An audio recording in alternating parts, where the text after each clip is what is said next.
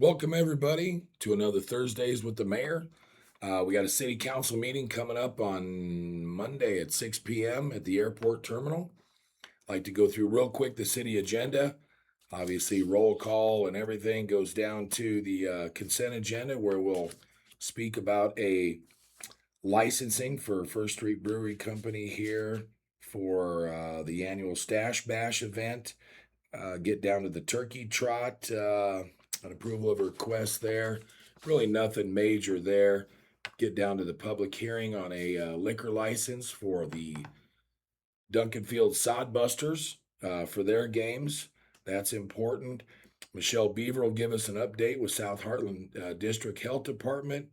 Lee will give us two budget presentations, landfill and streets. We'll do an approval for the Lakeview 11th subdivision plat, and we'll adjourn. So not a big meeting on Monday, just keeping everybody up to date on that. Let's move on to some good stuff. The field house. Want to let everybody know that projects at this level don't happen quickly. Currently, we're pushing forward, looking at some landing spots for the project of this size and possible future development to be connected with that. My main focus is that we want this project to be done right and have development surrounding it. So let's get this one right. Let's get the correct amenities and some development around it. So those conversations will continue to happen. I'll keep you updated in 2 weeks on that. And now we'll move on. Now getting to Tommy's Car Wash. There's been a lot of interest by social media as well as conversations throughout the city concerning that property. I want everybody to rest assured that myself and the city are well aware of that ongoing situation with that property. Myself and city staff, along with the Community Service Officer Division of the Hastings Police Department, have been and will continue to be in contact and trying to ensure that that property complies with all city regulations that come with property ownership here in the city of Hastings. I want to let everybody know that the city has a process, and this process must be followed, and I am adamant that this property will be held accountable to city standards as outlined in the city code. So we're well aware of it. We're on top of it. We will continue to follow up with that, and I'll give you another update in 2 weeks. With that, I'd like to move on to Housing Advocacy Forum. You probably heard about the Housing Advocacy Forum that took place a couple weeks ago. The city was part of a team that organized the event.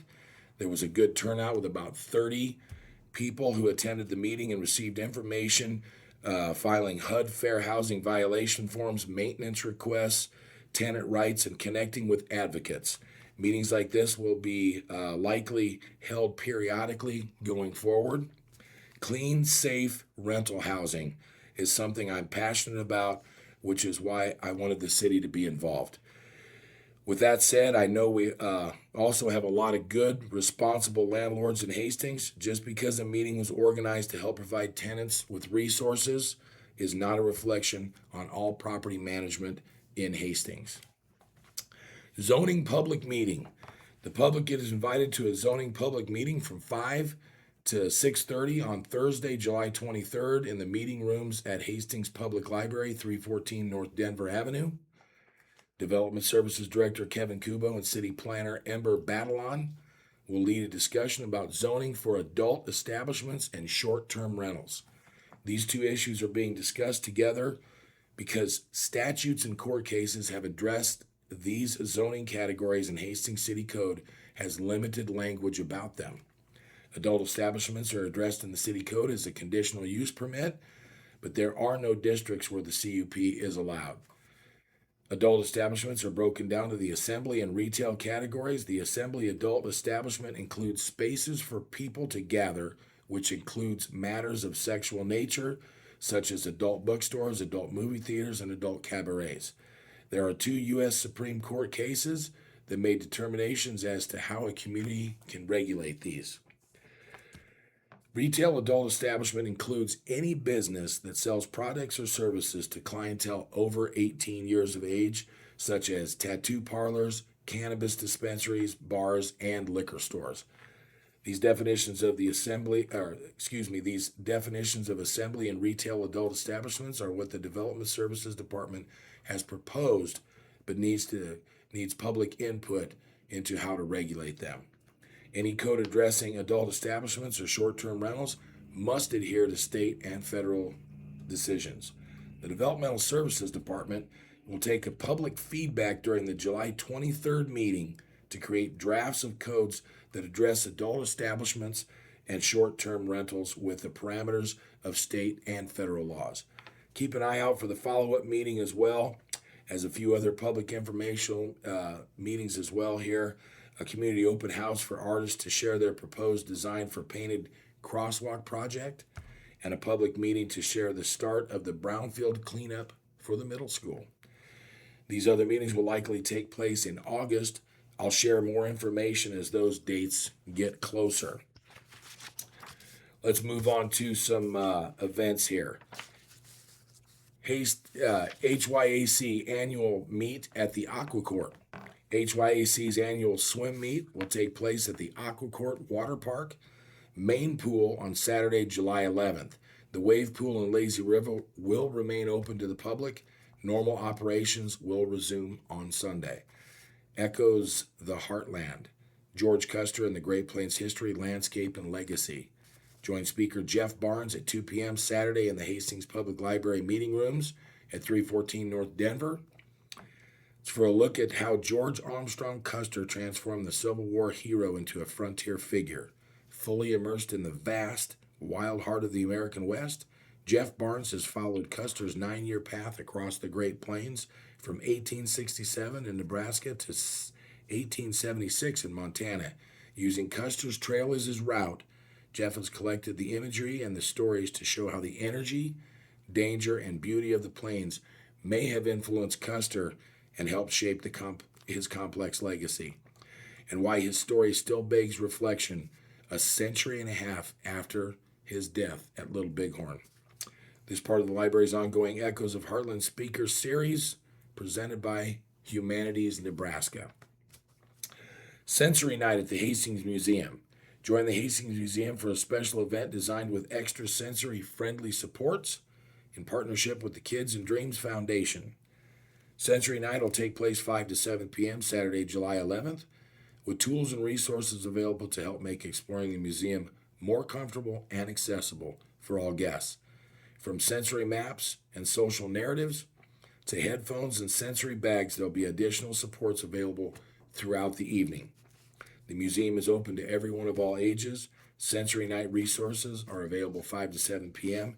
Kids and Dreams Foundation will cover admission for the first 75 participants who register by emailing aaron@kidsanddreams.org, and that's AARON at kidsanddreams.org.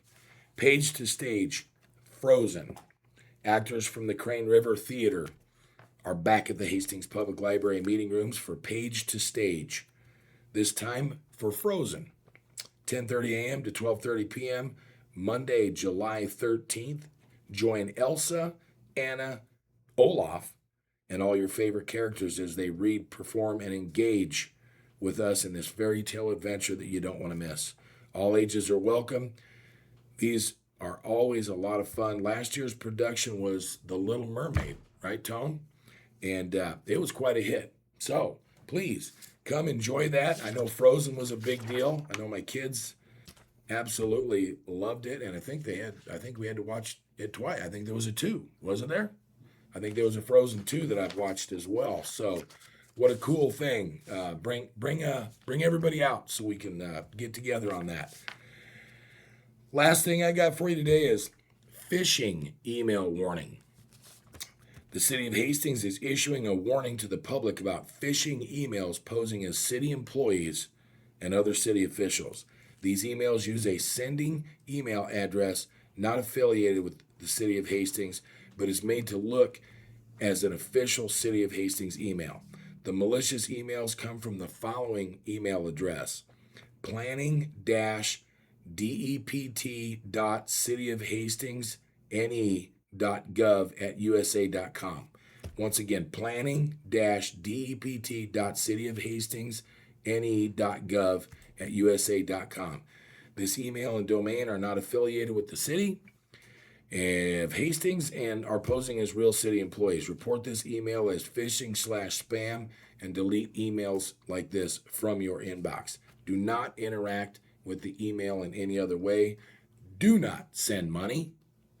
And verify all requests for money with city staff. All official City of Hastings email will come from @cityofhastings.org. Once @, cityofhastings.org domain.